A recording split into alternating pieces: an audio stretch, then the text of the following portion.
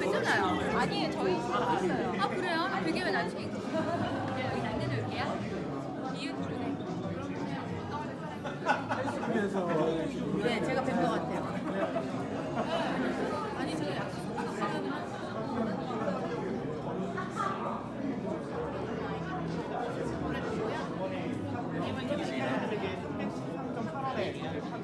그렇게 지금 추가적인 개발을 해가지고 이제 아마 아까 거 있었잖아. 아 어머원 아 진짜 너무 친한.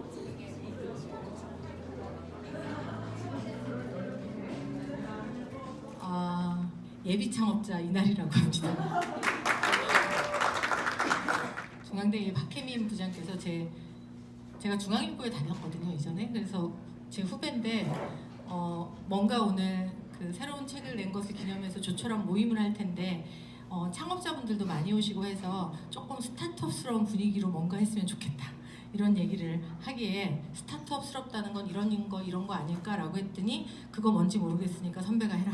그래서 제가 마이크를 잡게 됐고요. 너무 바쁘시고 또 날씨도 안 좋음에도 불구하고 모시기 힘든 창업자분들 또 전문가분들 많이 와주셔서 너무도 감사하고요. 이 책의 탄생에 저도 약간 기여를 했습니다. 박혜민 그 부장이 데스크가 이런 시리즈를 하고 싶은데 어떻게 하면 좋을까라는 그 질문을 던졌던 사람 중에 한 명이 저였었고요. 그때 이제 별 생각 없이 이런저런 얘기를 하고 잊어버렸었는데 훌륭한 시리즈로 그 기사가 전개가 되고 심지어는 이렇게 두터운 책으로 나왔다고 생각하니까 역시 정말 우리 후배님도 대단하다 이런 생각이 절로 들고요. 훌륭한 책과 시리즈를 진행을 하고 또 후배들과 함께 멋진 하모니를 이뤄가고 있는 우리 박혜민 부장 모시고 인사 말씀 듣도록 하겠습니다. 박수! 안녕하세요, 박혜민입니다. 바쁜 시간 내서 이렇게 참석해주신 여러분들 정말 감사드립니다.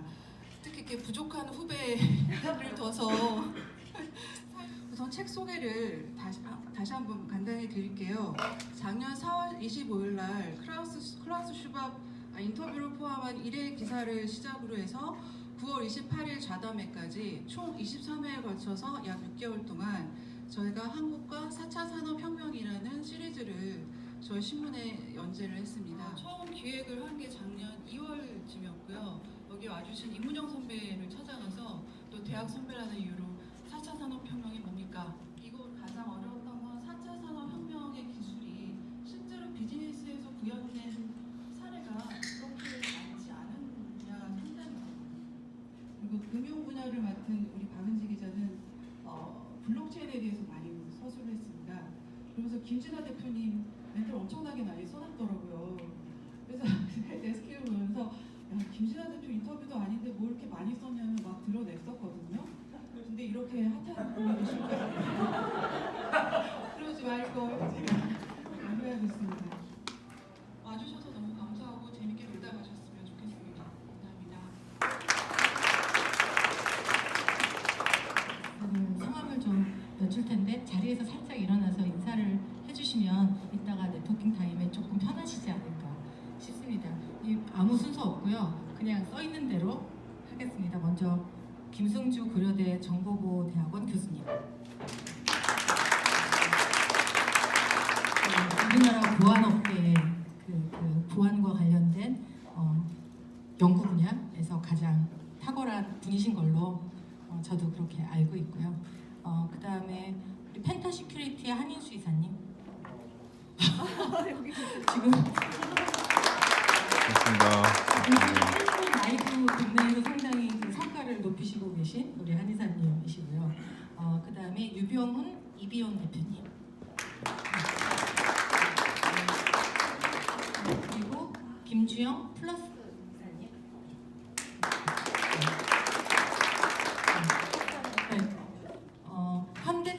현대자동차의 송영욱 책임연구원. 그리고 디셈버앤컴퍼니의 정인영. 그리고 툴텐의 김석중 이사님. 그 박혜민 부장께서 되게 감사했다라고 얘기를 했던 우리 임문영 인터넷 칼럼니스트. 그리고 정마리아 톤28 대표님. 그리고 김진아 핫한 우리 김진아 한국 블록체인 협회 그리고 권용현 정통부 지능정보사회 추진단 팀장님은 안 오셨나봐요. 조종 삼성 SDS 과장님 오셨네요. 그리고 스타트업 동네에서 여러 중요한 회사들의 PR을 담당하고 있으신 선을그리다 태윤정 대표님. 출판사 부고룸의 김문식 대표님.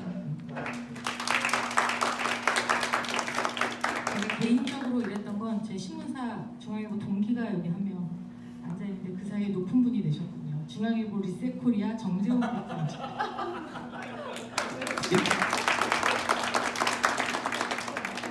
국장님, 와 국장이시다. 그다음에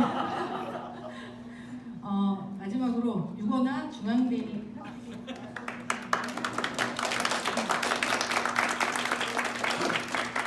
사실 마이크를 잡으셨어야지 될 것 같은데 굳이 우리 박혜민 부장한테 양보를 하시고 예, 뒤에 앉아 계시네요 선배께서. 그리고 조금 늦게 오신 것 같습니다. 임명희 인텔리콘 대표님.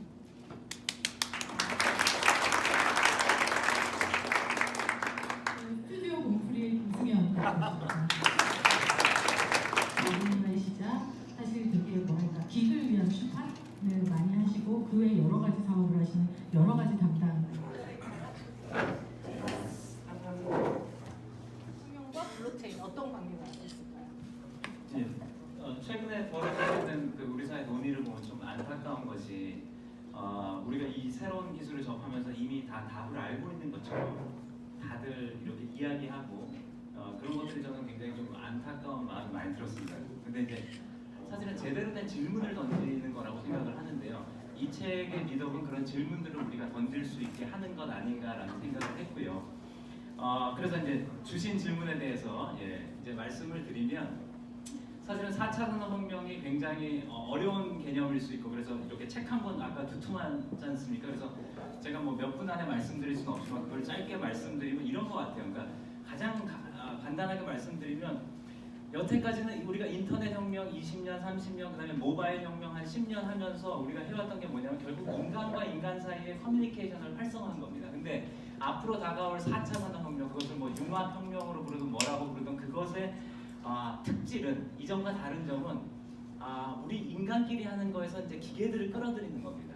그래서 이제 우리가 기계와 바둑을 두고 그다음에 우리가 운전하지 않은 차들이 돌아다니고 그리고 우리가 이제 개입하지 않아도 기계들끼리 거래를 하게 되고 이렇게 다양한 활동들을 인간과 기계, 기계와 기계 사이에서 하게 됩니다.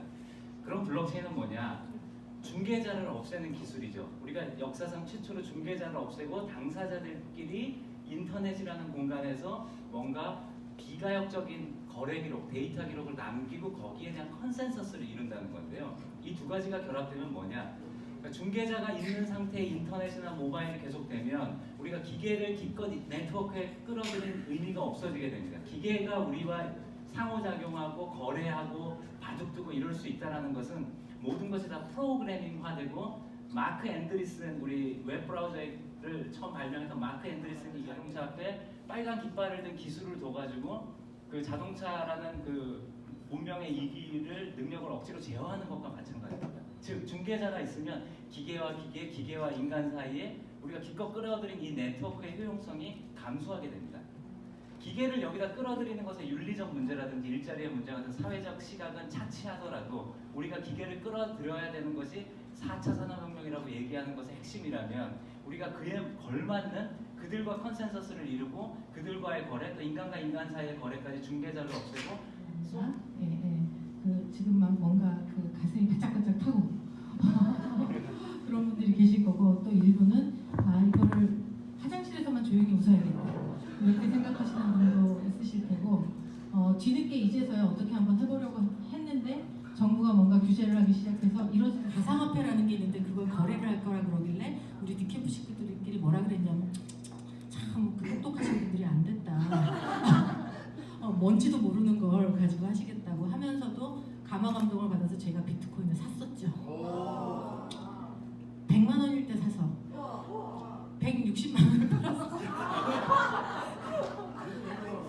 매우 안타깝고, 그래서 제 주변에는 지금도 여러 이 가상화폐 영역의 대가들이 있으시고 국내뿐 아니라 해외에 최근에 ICO 하는 회사들도 되게 아는 분들이 많은데 저는 그 모든 걸 옆에서 보면서도 한 번도 사지 않고 결국 한 푼도 벌지 못했다는 그래서 되게 초연하고 중립적인 마음으로 여기 앉아 있었어요. 그 비유를 다시 한번 사용하셔서 블록체인과 그 가상화폐의 관계 또는 가상화폐 거래소의 이슈를 한번 간단하게 한번 더 말씀해 주시면 어떨까요?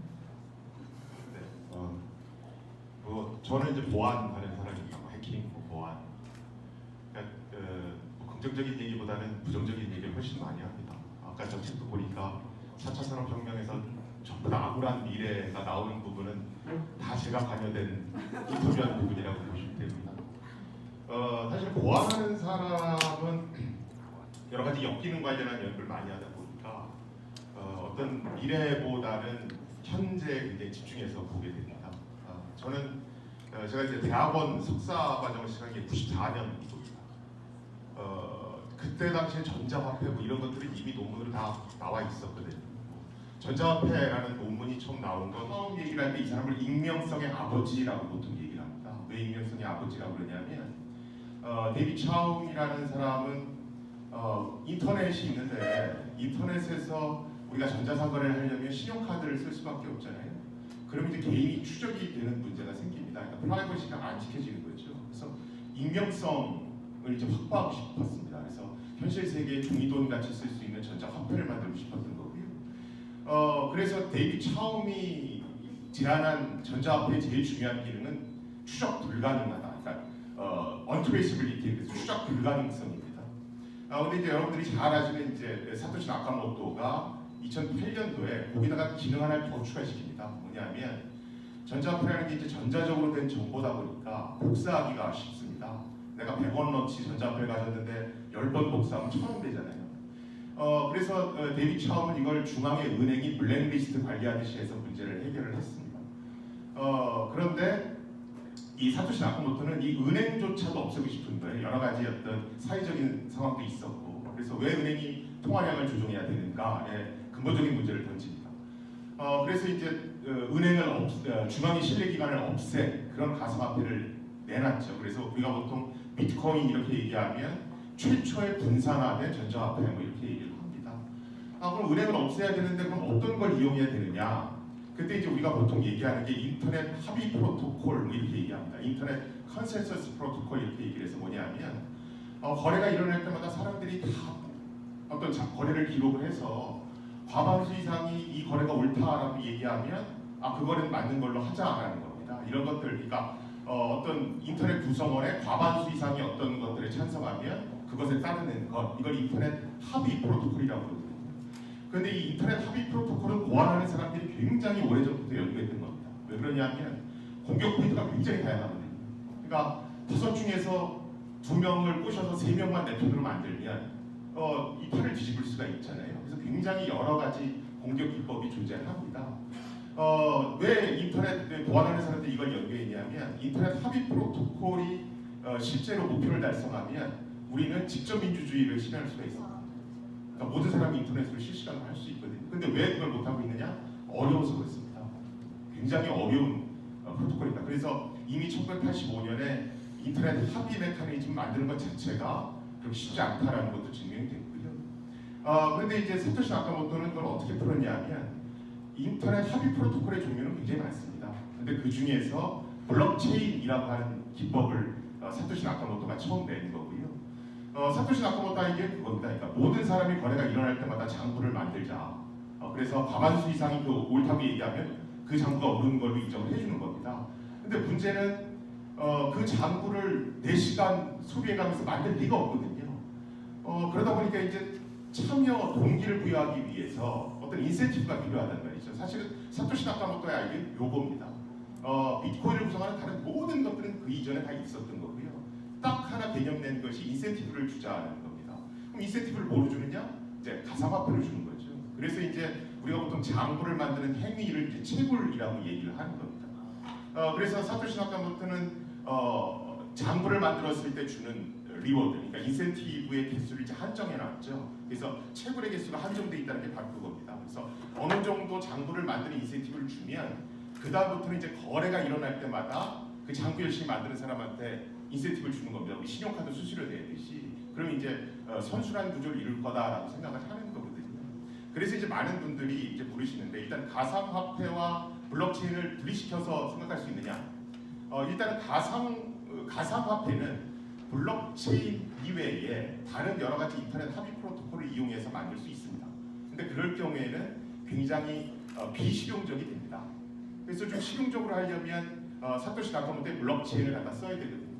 근데 블록체인을 쓸 경우에는 이제 인센티브를 줘야 되는데 많은 분들이 그럼 굳이 인센티브를 가상화폐를 줘야 돼? 뭐 이런 얘기를 많이 하세요. 그런데 2년 전에 나온 연구 결과에 따르면 블록체인에서 가상화폐를 통한 그러니까 어떤 보상의 개념을 빼버리면 블록체인의 구조 자체가 붕괴된다는 논문이 이미 나와 있습니다.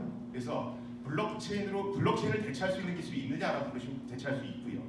그럼 블록체인만 놓고 봤을 때 가상화폐를 통한 보상 시스템을 분리시킬 수 있냐? 그건 사실은 불가능합니다.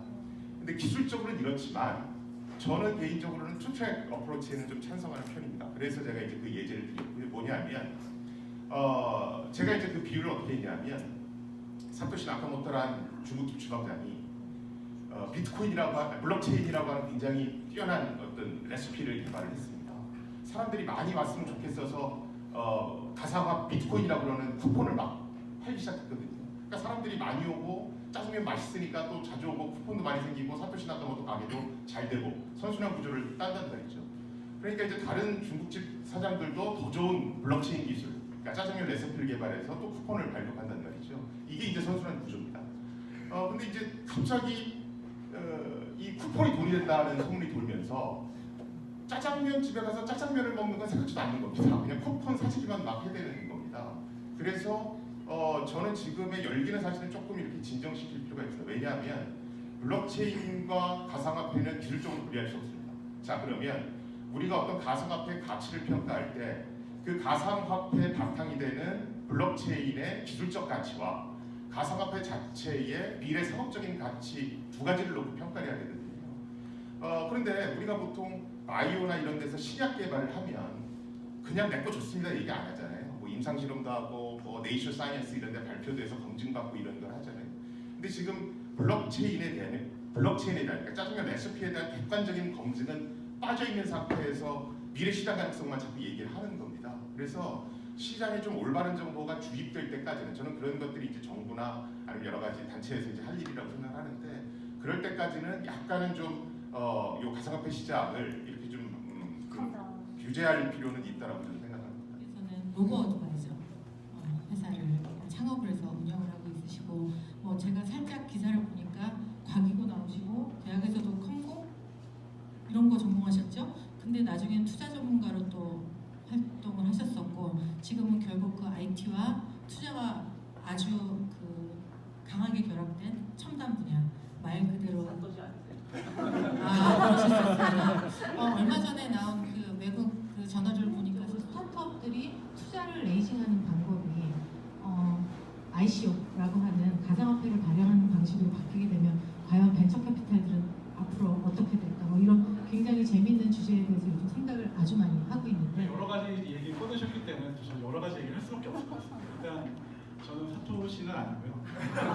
사토시가 논문을 냈을 때 2008년인가요? 2009년인가? 2009년에 그 논문 처음 봤어요, 사실. 그래서 그때 당시에 이제 제가 그때 NC소프트에 있을 텐데 내가 이 회사 전기를 마음대로 끌어다가 한번 채굴장을 해볼까 라는 생각을 했다가 그건 하셨어요. 현업이 바빠서 이제 그때 이제 그만뒀는데 뭐 사토시가 사실은 이제 그 앨런 머스크라는 얘기가 있죠. 뭐 화성에서 쓰기 위한. 그래서 제가 이제 저기 누구죠? 그 앨런 머스크 만든 전기차 회사 테슬라 직원들은 자기네 회장이 그 비트코인 만들었다고 실제로 믿는 집이 되게 많다고 하더라고요. 근데 저도 아닌 것 같긴 해요. 근데 어쨌든 그런 얘기가 있다는 얘기 말씀드리려고 하는 거고. 그리고 이제 금융권에서 일단 저희가 하는 로보 어드바이저를 좀 설명 좀 드리겠습니다. 로보 어드바이저는 그 기본적으로 뭐 AI 혹은 자기만의 어떤 로직을 통해서 고객들에게 이제 자산 관리, 금융자산 관리를 서비스로 이제 편리하게 서비스적으로 제공하는 그런 개념이고, 이게 이제 4차 산업이 되는 이유는 뭐 AI를 사용해서이기도 하지만은 3차 산업혁명과 확연하게 구분된 4차 산업의 특징, 뭐 그런 특히 3차 산업혁명은 공급자 위주의 어떤 기술과 생산 관점의 혁신이었다면 4차 산업혁명은 이제 소비자 위주, 소비자가 어떻게 편리하게 내 삶을 살 것인가. 아까 말씀하신 거지, 인간과 기계를 결합시키는 것도 결국적으로 궁극적인 거는 인간의 삶을 더 편안하게 하는 거거든요. 그 예전에 매스 프로덕티브 시대에서는 그냥 만들어내서 어떻게 만드느냐는 그냥 기업의 판단이었고 소비자의 니들 그렇게 많이 고려하지 않았는데, 그런 게 2000년 이후에 많이 고려가 되면서 그런 형식으로 발달했다가 극단적으로 2010년 이후에 이제 4차 산업혁명과 좀 융합된 거라고 보시면 뭐 AI, 블록체인 여러 기술들이 뭐 3D 프린팅 뭐 많이 있잖아요. 그게 사실은 인간을 어떻게 더 편리하게 만들 것인가요? 관점이라고 이제 어쨌든 저희는 이제 그런 일을 하고 있습니다. 근데 저희가 다루는 로보 어드바이저랑 다루는 분야는 지금 가상화폐라는 표현, 영어로 이제 크립토커런시라는 표현을 쓰는데, 이게 진짜 이것도 웃긴 말이에요. 왜냐면 외국에서는 다 이제 크립토커런시라는 말을 쓰는데 우리나라만 이제 가상화폐라는 말을 쓰거든요. 근데 이런 부분 좀 개선이 돼요. 그러다 보니까 이제 그거 뭐라고 부르는 거예요? 크립토커런시를 불렀죠. 그냥 암호화된 화폐. 그러니까 이게 영어와 우리나라 말의 어떤 뉘앙스적인 차이, 저 이제 금융을 하면서 영어와 우리나라 말을 보면은 우리나라 단어의 어떤 금융적인 개념들이 옛날에 잘 모르는 시대에 잘못되게 번역된 얘기들이 많거든요. 그렇죠. 일본식, 그나마 일본식을 다 따라했으면 괜찮은데 그런 일본에서 공부하는 사람, 미국에서 공부하는 사람 같이 들어오면서 이게 섞여갖고, 그러다 보니까 잘못된 개념들이 이제 우리나라의 금융의 어떤 인식을 좀 잘못 형성시킨 것도 좀 있긴 있습니다. 어쨌든 간에 이제 그러다 보니까 저는 이렇게 구분을 하고 있어요. 로보 어드바이저가 다루는 분야는 이제 리얼 마켓, 크립토커런시가 다루는 거는 벌처 마켓. 이렇게 굳이 구분을 한다면은, 그렇게 구분하는 게 일단 향후 이제 얘기를 할 때 좀 편안하게 이제 언어가 정리가 되니까, 이제 가상 크립토커런시가 금융시장에 큰 임팩트를 주고 있다고 말씀하셨는데 사실은 저는 그렇게 보고 있진 않아요. 왜냐하면 이제 리얼 에셋, 그러니까 현실 시장에는 분명히 뭔가 언더라인 에셋이 있고, 그리고 지난 몇백 년, 몇천 년 동안 각각의 언더라인 에셋을 어떻게 프라이싱을 하는 게 좋냐라는 게 사회적 합의가 이루어져 있어요. 그러니까 학술적 합의를 기반으로 한 사회적 합의가 이루어져 있거든요. 근데 이 크립토커런시는 이 특정 코인이 갖고 있는 가치를 어떻게 밸류에이션 할 건지에 대한 사회적 합의, 학문적 합의가 없는 상태, 이게 가장 큰 문제라고 저는 보고 있어요. 그러다 보니까 기존의 리얼 에셋을 다루는 사람들은 이 사회적 합의가 이루어지기 전까지는 이거를 별로 다루고 싶어하지 않는 게 이제 뭐 그게 어떻게 보면 정석이죠. 근데 이제 일부 금융시장에 이제 이게 이제 계속 돈이 벌리고 수익률이 어마어마하게 나오니까 이제 그걸 트랜스파밍 하는 사람들 관심을 가지는 건 사실이지만은 금융시장의 본질적인 어떤 네이티브상 어떤 그런 사회적 합의가 이루어지기 전까지는 금융시장에서는 그 크립토커런시 자체에 대해서는 그 논란만 있게 되고 궁극적으로 이렇게 그러니까 이런 움직임이 있을 것 같아 보이진 않아요. 이게 저의 의견이긴 한데, 근데 사실 보면 되게 재밌는 게 주가라는 걸 한번 보시죠. 그러니까 우리가 지금 한평당 주가가 한 250만 원 하나요? 제가 정확히 모르겠는데 뭐 그런 어떤 기업의 주가라는 거를 어떻게 밸류에이션을 하는 게 합리적인가 라는 게 사실 우리 모두 정답은 없어요. 그러니까 주가가 왔다 갔다 하고 거기서 돈을 버는 사람이 있고 하루에 뭐 30%씩 상한가를 가면 특히 산정하느냐, 근데 그 산정하는 방식이 개인마다 다 다르니까 다르긴 하죠. 어떤 그런 방식으로 또 하면 된다, 사회적 합의가 있는 건데, 이 크립토커런시는 그런 사회적 합의가 지금 없는 상황입니다. 아까 말씀하셨던 것처럼 이제 스타트업이 VC가 아니라 이제 ICO 통해서 자금 조달하는 거, 이게 사실 제가 추구하는 그 아이디어는 되게 좋은 아이디어라고 생각을 하는데, 그런 식으로 한다고 하면은 결국 ICO를 통해서 얻는 그 코인의 가치는 기업이 코인과 동일화된다고 하면은 그 기업이 향후에 벌어질 수익의 가치를 코인의 가치로 환산해야겠죠. 그러니까 결국에는 에코티, 그러니까 주식이 코인화되는 방식을 얘기할 수도 있을 거고. 근데 현재 있는 크립토커런시들의 문제는 한 2,000개 된다 그러나요? 실제로 활발하게 거래되는 게 한 100개 정도 되나요? 잘 몰라서 100개 정도 된다고 하면은 실제 그 100개가 액츄얼하게 뭔가 리얼 월드에서 액션을 취하는 게 없어요 지금. 그러니까 그러다 보니까 그 부분에 대해서 어떻게 우리가 사회적으로 합의를 해서 이 커런시에 밸류에이션을 할 것인가에 대한 합의가 없고, 심지어는 그 합의를 시도하려는 어떤 노력도 페어하지 않은 상태가 된다는 게 저는 문제인 거죠. 그러니까 어떤 사람들은 이거는 그냥 근거 없이 미래를 바꿀 기술이다, 그러니까 뭐 올라가는 게 당연하다, 이렇게 얘기하는 부분이 있고, 아니면 이건 사기다 이렇게 얘기할 게 아니라 우리가 어떤 식으로 밸류에이션 할 것인가를, 그런 형태의 사회적 논의가 가야 되는데 이제 그게 못하는 부분이 이게 이제 핵심입니다. 공감하신 건가요? 반대 의견 하시는 거죠? 그래서 굉장히 신생시장이고, 근데 이렇게 볼 수 있어요. 우리가 금은 2000년이 됐다, 몇천 년이 됐다 하지만 여러분, 금이 금융적인 시장이 형성된 게 고작 1971년 8월 16일부터입니다. 닉슨 대통령이 1971년 8월 15일 날 금태환을 중지한 이후부터, 즉 브레튼 우즈 체제가 끝난 이후부터 금이 금융시장에서 SS로 인정되기 시작했어요. 그러니까 50년뿐이 안 됩니다, 의외로. 그러니까 사실 우리가 굉장히 고전적이라고 믿고 있는 에셋들이 그때 금리 온스당 한 30불부터 시작하고 10년 후인 1980년도에는 얼마였는지 아십니까? 30불에서 시작해서 800불이 넘었어요. 그리고 지금 1300불이에요. 그러니까 사실 우리가 몇천 년 된 거라고 관습적으로 알고 있는 것도 사실 역사가 오래되지 않고 사회적 합의라는 것이 굉장히 허술할 수 있다는 거 전 하나를 말씀드리고 싶고, 두 번째는 이제 회사의 어떤 벌어들일 수 있는 기대 수익에 비추어서 말씀하셨는데, 저는 크립토 커런시, 즉 이제 크립토 토큰이라고도 우리가 부르는데, 이 마켓, 이 자본 시장의 가치는 전혀 다른 데 있다라고 생각합니다. 예컨대 뭐냐면, 기존에 저는 이제 화폐라는 것이 인간이 고안해낸 도구이지만, 그것이 도구를 넘어서 우리의 경제 활동을 규정짓는 약간 질서 균형자의 역할을 한다라고 보는데, 뭐냐면 우리의 경제 활동은 결국 화폐화할 수 있는 가치에 집중하게 만들어져 있습니다. 여러분들이 회사에서 시간만 축내면은 욕을 먹죠. 근데 가서 영업을 하고 따오면은 그거를 막 별점을 많이 주죠. 성과 평가가 좋게 되어 있는 겁니다. 그러니까 뭐냐면 우리는 화폐화하기 쉬운 가치들에 집중하도록 프로그래밍이 되어 있는 겁니다. 그리고 인터넷이라는 기술 또한 어떻게 발전했냐면, 인터넷을 이루기 위해서는 TCP/IP나 HTTP 같은 프로토콜이 있어서 그 위에서 인터넷이 돌아가는데, 이 프로토콜단, 그러니까 기축을 이루는 기술들은 머니타이제이션, 즉 현금화하기가 굉장히 어렵습니다. 그래서 인터넷 20년 동안 인터넷이 세상을 제패했는데, 그 인터넷 경제의 가치는 그 윗단에 만들어진 응용 서비스를 만들어진 회사에, 그 회사들이 발행한 주식으로 다 표상이 되고 있어요.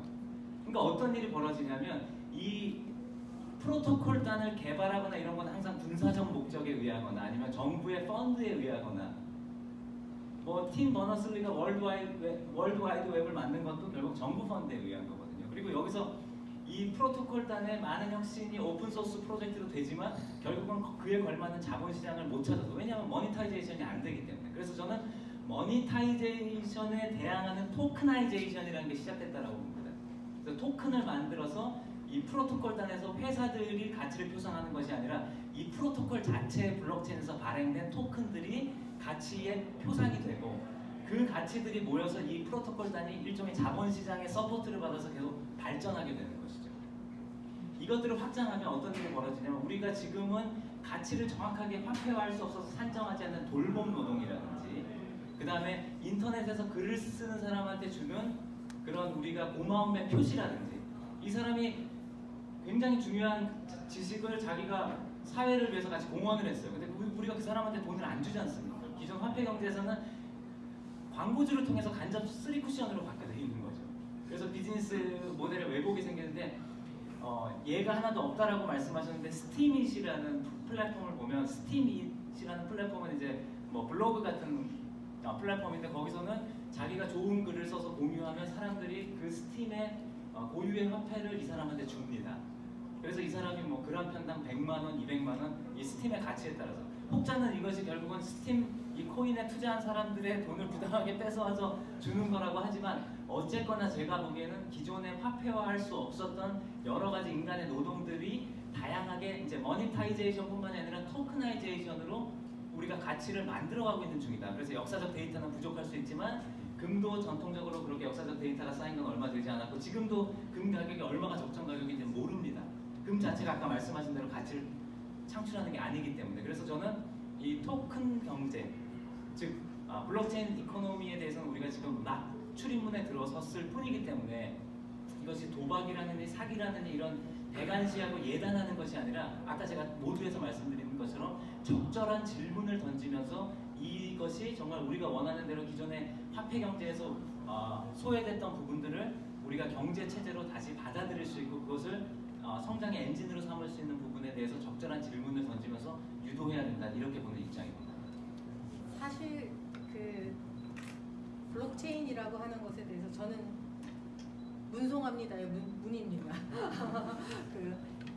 그 공학을 모르는 숫자를 모르는 사람인데 블록체인에 대해서 쭉 설명되어 있는 것들을 보고 지금 말씀하신 뭐 스팀의 그 생태계라든가 여러 가지를 보게 되면 언젠가 인간이 꿈꿨던 직접 민주주의의 세상, 중앙 집권제가 해체된 진정한 아나키즘이 구현된 세계. 뭐 예를 들면 그러면서도 투명하고 뭔가가 그 공평하게 나누어지는 세계가 혹시 블록체인과 코인이 결합된 어떤 것을 통해 구현되지 않을까라는 생각을 저도 모르게 하게 되고요. 그런 거가 바로 블록체인 아니냐. 그래서 뭔가 공평하고 뭔가 균질하고 뭔가 값을 제대로 쳐주는 그런 생태계를 블록체인으로 만들 수 있지 않을까라는 얘기가 나오기도 하는 것 같은데요.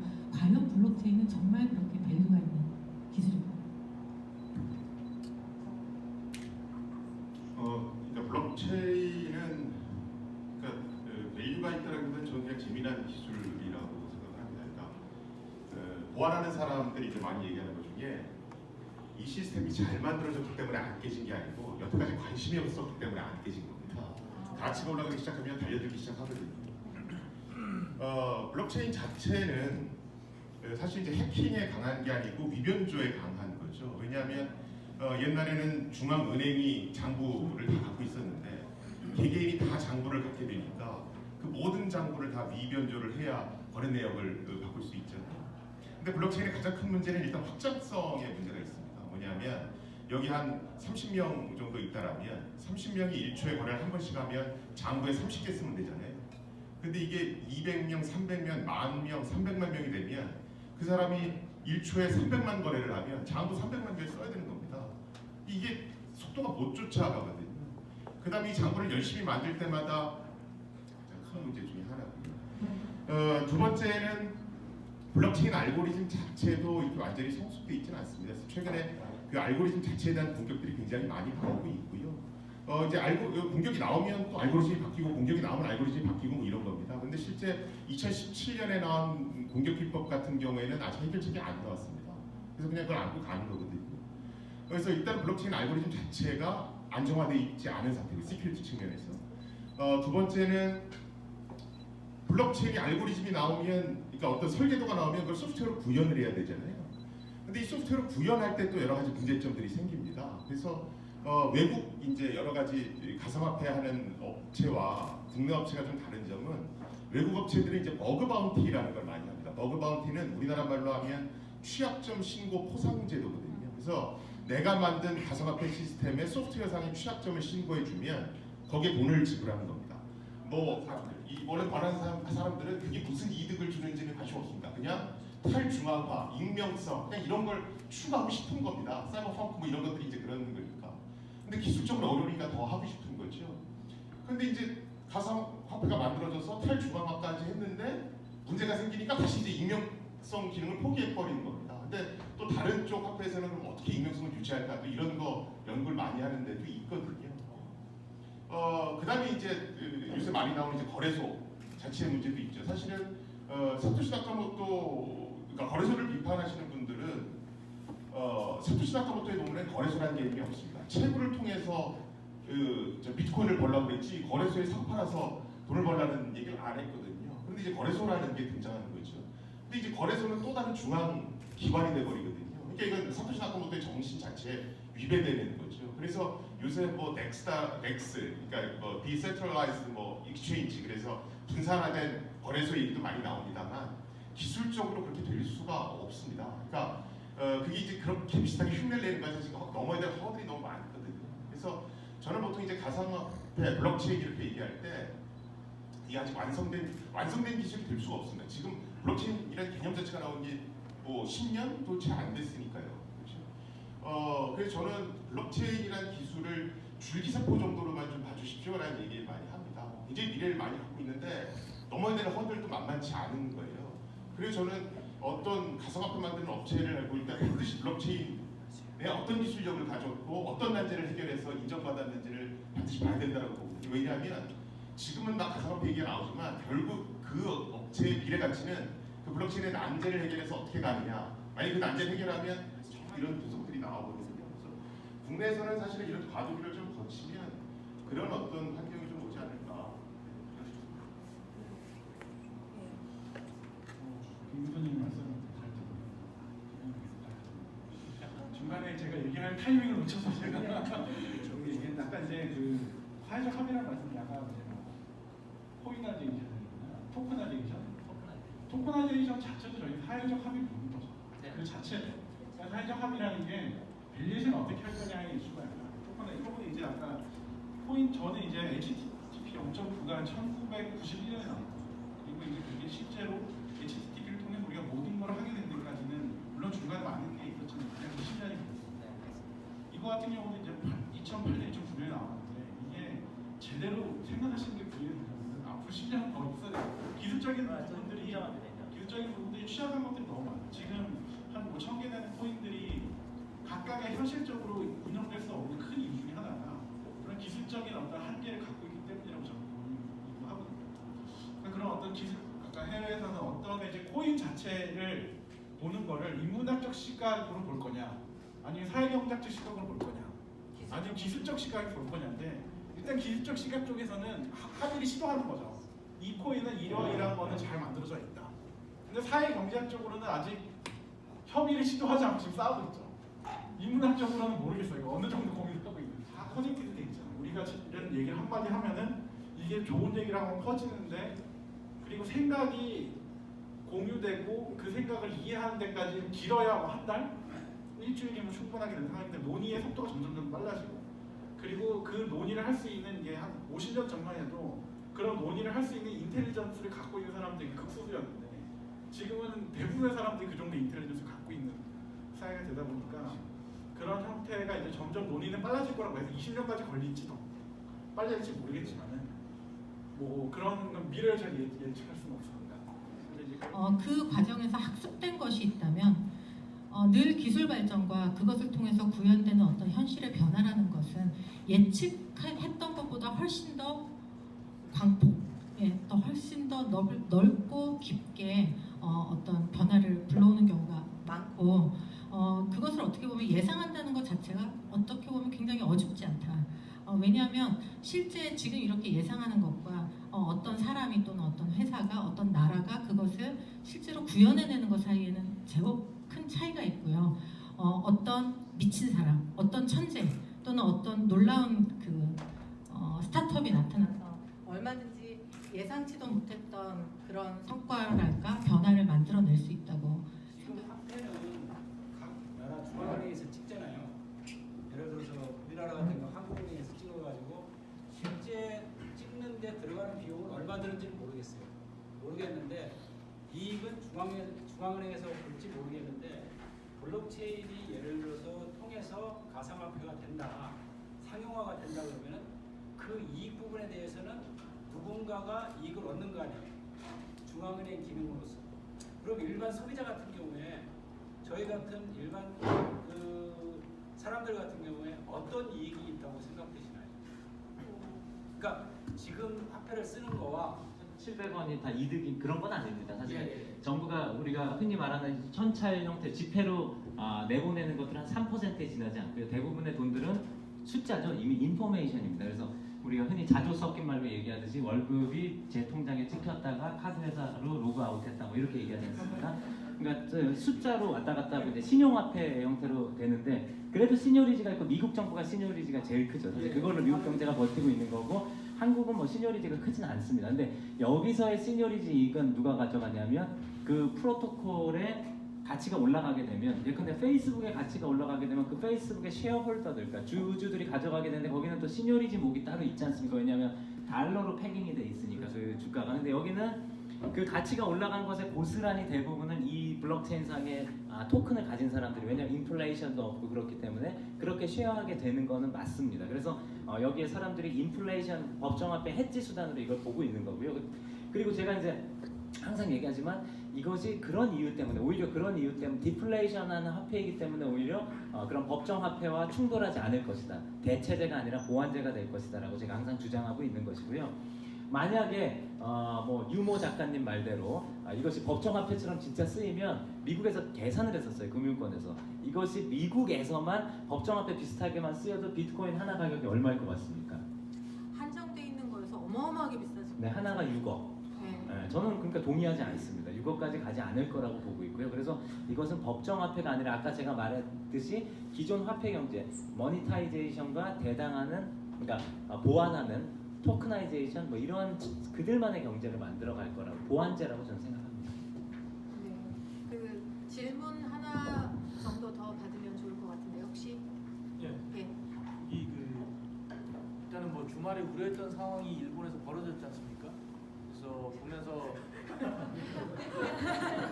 예상을 했는데 분명히 누군가는 해킹을 할 것이다라는 예상을 일반인들 다 하고 있었어요. 근데 그게 실질적으로 벌어졌고 그걸 실질적으로 이제 재정적으로 감당할 수 있을지 모르겠지만 뭐 원금에 아니면 그 현금에 갖고 있는 80%의 가치를 현금으로 돌려주겠다 했는데 첫 번째 질문은 과연 그 해커를 잡을 수 있는지 예, 그 지금 찾기가 굉장히 미궁에 빠져있다라고 얘기 들었는데 저는 잘 몰라서 그렇습니다. 두 번째는 그 많은 사람을 만나는 직업이다 보니까 만나는데요. 한 회사 재밌는 회사가 있더라고요. 그 팀장을 빼고 팀원들만 12명이 있는데 채팅방을 만들어가지고 2시간씩 돌아가면서 계속 거래소를 확인을 하고 있는 거예요.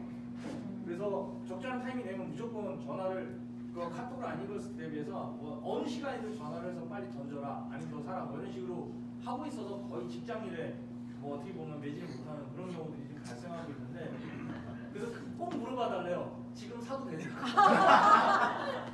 야, 나올 질문이 나왔습니다. 일단은 지금 일본 거래소는 거래가 많이 되는 것들을 이제 별도 저장 매체에 잘 보관을 했는데 사실 이제 온라인상에 연결시켜놓은 그 램이라고 하는 코인이 이제 강탈됐고 그게 이제 손실을 끼쳤죠. 기본적으로 비트코인이나 램 뭐 이런 코인이 익명성이 극대화되어 있는 코인은 아닙니다. 우리가 보통 익명성이 극대화되어 있는 코인을 따지라면 모네로, 제트캐시 뭐 이런 것들입니다. 근데 그래서 요새 잘 보면 뭐 북한으로 추정되는 해커들이 모네로라는 가상화폐를 채굴해서 뭐 김일성 대학으로 보냈다. 그게 이제 모네로가 추적하기가 제일 어려운 형태의 코인이기 때문에 그렇습니다. 아까 제가 블록체인은 저마다 다 특성이 있다고 했잖아요. 근데 얘네들은 이제 익명성을 아주 극대화시킨 코인이거든요. 근데 그에 반해서 비트코인이나 이런 것들은 추적하려고 그러면 사실은 추적할 수도 있습니다.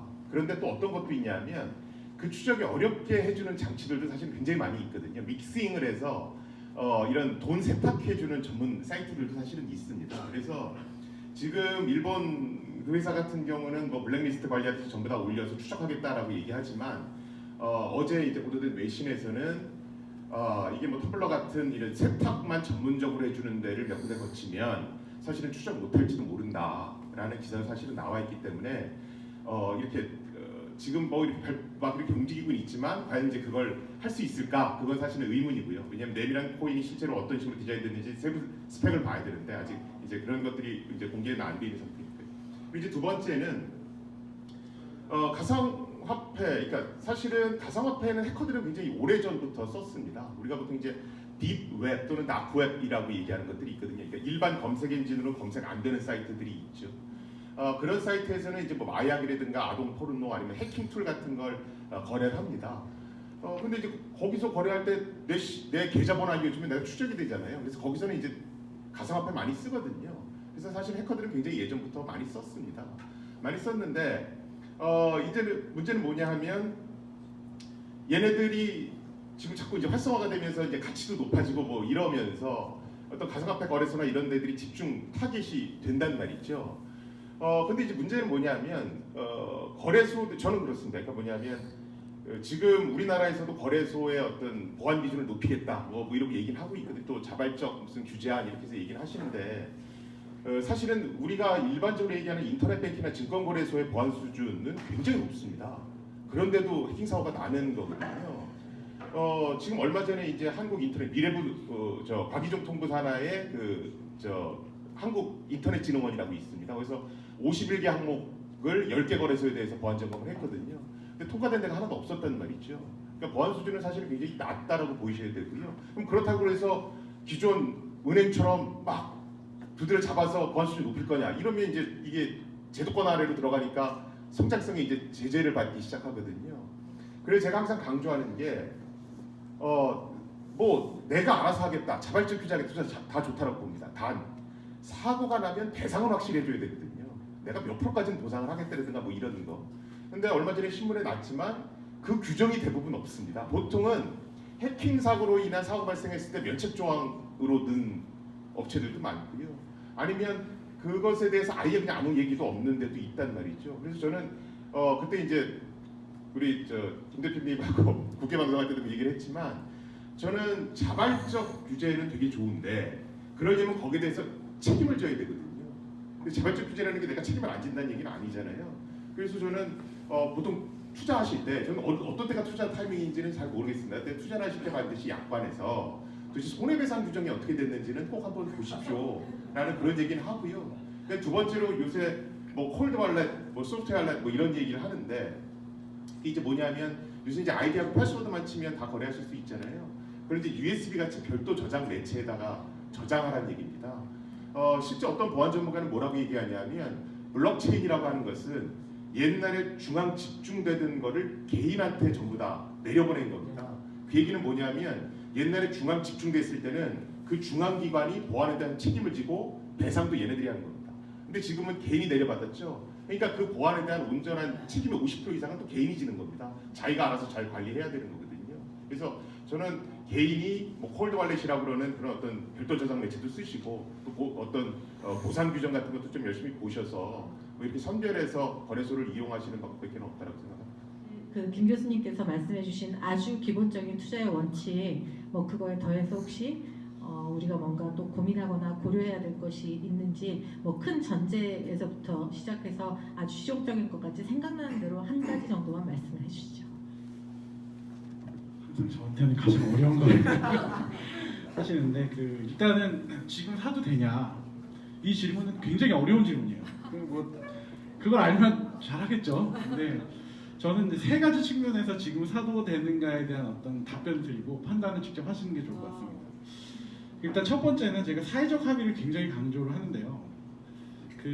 이제 사회적 합의가 정책 위반자들로 인해서 화두화가 돼서 실제 시장 참여자들, 저는 그걸 시장 참여자라고 얘기하는 게 좀 어불성설하긴 하지만 어쨌든 코인 시장에 참여하는 참여자들이 물론 규제를 해서 막히고 어쨌든 간에 내가 갖고 있는 코인, 그러니까 사도 되냐에 대한 고민, 이런 어떤 가치에 대한 고민을 하기 시작했다는 거예요. 그래서 최근에 보면 이제 최근 한 달 동안 시세가 어느 정도 안정되는 느낌, 한번 급락한 다음에 이런 걸 보이는데 이제 여러 가지 사회적 합의적인 시도가 그러니까 사회적 합의라는 게 거창한 게 아니에요. 그러니까 그 사회에 속해 있는 사람들이 어떤 컨센서스를 이뤄나가는 과정이 누가 딱 투표하자 이런 게 아니라 그러면서 이제 가치라는 부분이 예전에는 이제 완전 트렌드 팔로잉이죠. 허디의 트렌드 팔로잉 효과가 이제는 더 이상 나타나기 어렵지 않을까라는 게 일단 저의 의견이고, 두 번째는 이제 그러면 이제 김프나 스프라고 하죠. 김치 프리미엄, 스시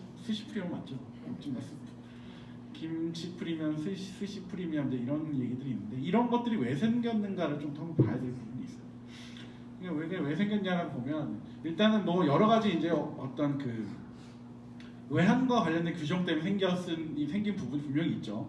이제 그 부분을 차치하고서라도 이제 그런 부분이 생긴 걸 보면 이제 저는 어떤 그게 이제 인문학적인 얘기를 좀 해야 되는데 그 어떤 사회적 환경에 대한 어떤 인식의 차이가 있다고 봐요. 미국이나 서양과 우리나라의 인식 어떤 인식이 있냐 보면은 그 우리는 이제 어떤 민주주의나 혹은 이런 자본주의를 받아들이는 역사가 짧잖아요. 일본도 마찬가지. 뭐 강국이 되긴 했지만 이게 뭐냐면 기본은 내가 열심히 일하면은 일한 만큼 돈을 벌 수 있다라는 어떤 확신, 믿음, 신뢰 그거에 대한 사회적 신뢰가 우리나라보다는 서양에 조금 더 있는 것 같아요. 그래서 뭐 달러 뒤에는 인과 트러스트라고 써있긴 하죠. 그러니까 기본적으로 그런 부분들이 물론 이제 그런 게 그럼 정말 맞는 거냐 어떻게 성립이냐 이런 걸 또 얘기하면 되게 긴 담론이 되니까 짧게 요약을 하면은 근데 우리나라 사람들은 기본적으로 일본도 그렇지만 내가 열심히 일하면은 내 능력에 맞게 일을 내가 더 열심히 나에 대해서 공부를 하고 내 역량을 키웠을 때 내가 또 돈을 벌 수 있다라는 확신이 사회적 확신이 없어요. 그러니까 그러다 보니까 어떤 우리나라가 이제 경제 발전 지난 한 5, 60년 동안 돈을 벌기 위해서는 내가 열심히 노력하는 것보다는 내가 뭔가 기지를 발휘해서 투자를 잘해서 돈을 벌어야 된다라는 마인드가 커요. 월급 이게 항상 우리나라에 이제 월급 벌어봐야 뭐하냐 이게 우리나라에만 있는 말이에요. 사실 미국엔 그런 단어가 없거든요. 그러니까 너 열심히 노력하면 된다라는 어떤 그런 컨셉들이 있다 보니까 그게 어쨌든 기지를 통해서 돈을 버는 그걸 통해서 지금 우리나라에서 특히 더 심하게 이제 가상화폐에 대한 투기라고 정부가 규제를 하는 이유들이 이제 그런 거에 있다고 보는데 그럼 이게 그러면은 그 어떻게 될 거냐? 그건 모르겠습니다. 왜냐하면 아직도 우리는 그러니까 이런 거죠. 내가 지금 여기 계신 분들도 직장 생활 하시는 분도 있지만 내가 예를 들어 기자분들은 내가 하루에 기사를 몇 개 쓰는지 잘 모르지만 내가 하루에 3개 쓴다라고 하면은 내가 10개를 쓰면 내가 월급이 3배 오르나? 이런 거 아니잖아요. 그런 사회적 합의가 근데 미국은 그거는 훨씬 더 공정한 사회거든요. 그러니까 그런 어떤 근데 우리나라는 저는 기본적으로 해서 우리나라 사람들의 저 밑에는 이 마음속에는 어떤 사회주의적인 생각이 다 있는 거 아닌가라는 민족성이 약간 그런 게 있는 거 아닌가라는 생각도 들긴 하는데 뭐 이거는 이제 다른 얘기니까 그래서 그런 부분이 어떻게 그게 될 거냐 그럼 그거를 우리 정부가 규제할 거냐 또 재밌는 건 그렇다 보니까 돈을 버는 사람이 옆에 있으면 또 못 참아요 우리나라에서. 그러니까 이제 이런 여러 가지 어떤 사회적 상황의 어떤 복합적인 상황이 지금에 있는 현재 뭐 비트코인 지금 한 1,300만 원 하나요? 뭐 이 가치를 더 붐업시킬 수 있는 모티베이션이 될 거냐라는 부분 이건 이제 판단하셔야 될 거고 이제 세 번째로 말씀을 드릴 거는 결국에는 이제 그러면 국내는 국내 시세고 해외는 어떻게 될 것이냐라고 봐야 되는데 아까 이제 딥웹이나 이런 데서 계속 거래를 하고 있고 그리고 현재 있는 코인 우리가 거래하는 코인들이 기술적으로 완벽하거나 뭐 아까 스팀이 얘기를 하셨지만 실제로 활용되는 케이스가 거의 없는 거죠. 그러니까 그런 현재 코인들을 과연 투자할 가치가 있느냐 아까 이제 뭐 백서를 열심히 봐라 기술적으로 봐라 이런 얘기를 하는 거지만은 현재 갓 코인이 50년 뒤 다 남아 있을 수 있겠느냐라는 거는 결국 본인의 판단이에요. 그러니까 결국에는 이런 어떤 단기적인 기지를 발휘해서 뭐 하루에 20% 벌었네 이런 걸 하지 않는다면 결국 내가 능력을 가지고 이 코인을 봐야 되는데 내가 이 능력을 가지고 코인을 분석할 수 있는 그게 내 개인의 역량으로 될 수 있는 건지 아니면 뭐 이런 것들을 종합적으로 판단하셔서 투자를 하셔야 되죠. 그러니까 뭐 예를 들면 이런 거죠. 뭐 20년 전에 삼성전자 핸드폰 1위가 될 거라고 예상해서 투자한 사람이 있을까요? 있을 수도 있어요. 근데 그거는 모르는 거죠. 그건 그 사람의 정말 뛰어난 역량 혹은 운인 거지.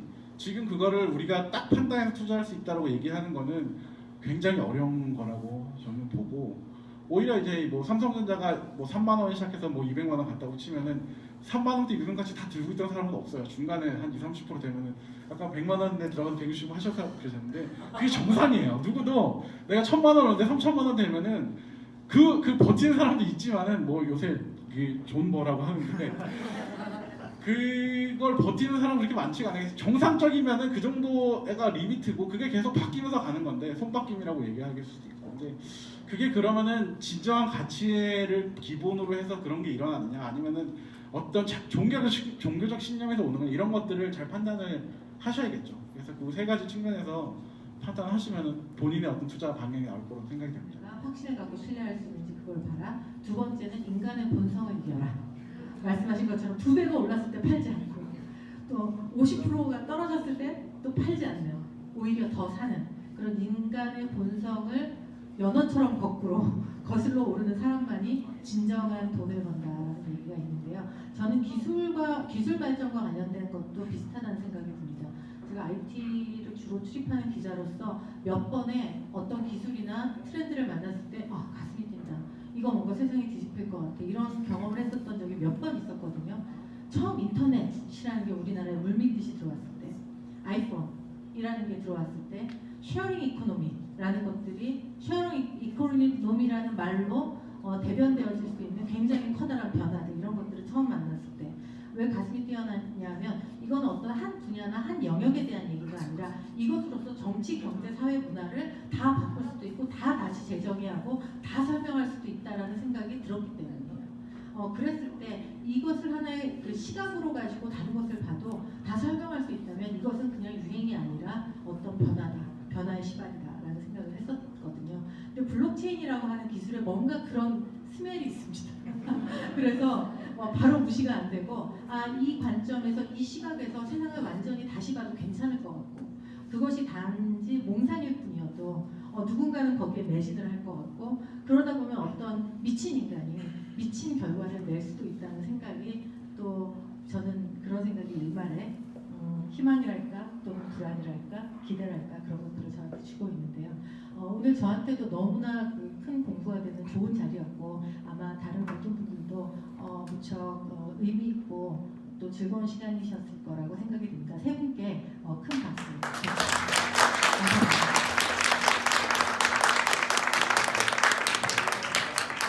책 만드신데 너무너무 고생한 우리 그 중앙데일리 기자들에게도 큰 박수 한번 부탁드립니다.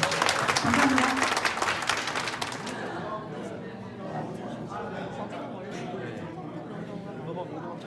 기술적인 문제. 그 블루링크라는 게 있어요.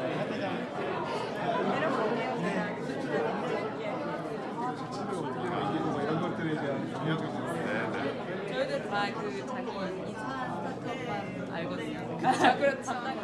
런칭할 시점 2016년도 4월 사람을 친밀한 전략을 갖고 지속적 커뮤니케이션을 하는 게 되게 중요해요. 그걸 막 하는 거 그래서 이런 걸 이제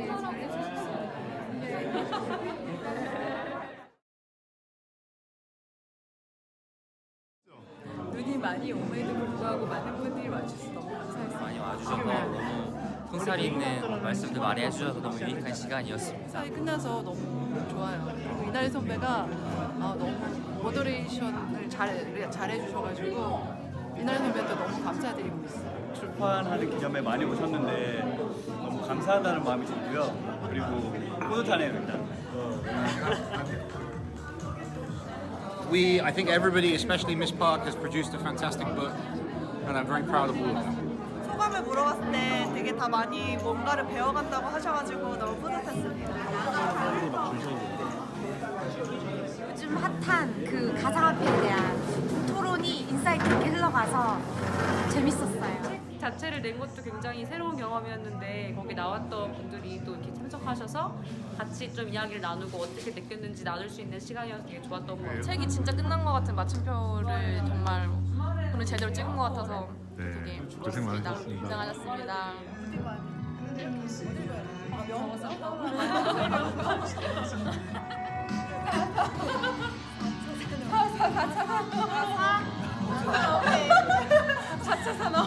둘, 셋.